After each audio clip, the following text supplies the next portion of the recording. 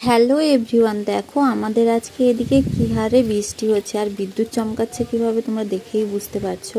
আর এখানে দেখো ঘরের বাইরেটা কিভাবে প্রচণ্ড হারে কাদা হয়ে গেছে। আর ওয়েদারটা তো দেখতেই পাচ্ছ, এটা সকালের ওয়েদার কিন্তু প্রায় সন্ধে হয়ে গেছে মনে হচ্ছে। আর দেখো আমরা আগের দিন প্ল্যান করেছিলাম যে আজকে কুল পাড়তে যাব, কিন্তু বৃষ্টি হলে আর কি হবে, যেমন কথা তেমন কাজ। তাই ভাই বোন দুজনে বেরিয়ে পড়লাম কুল পাড়ার উদ্দেশ্যে।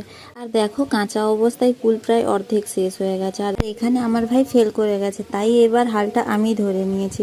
আচ্ছা, অনেকে আমাকে জিজ্ঞেস করছিল দিদি তোমার বাড়ি কোথায়। তো আমার বাড়ি হচ্ছে পূর্ব মেদিনীপুর জেলায় দামোদরপুর নামক একটা ছোট্ট গ্রামে।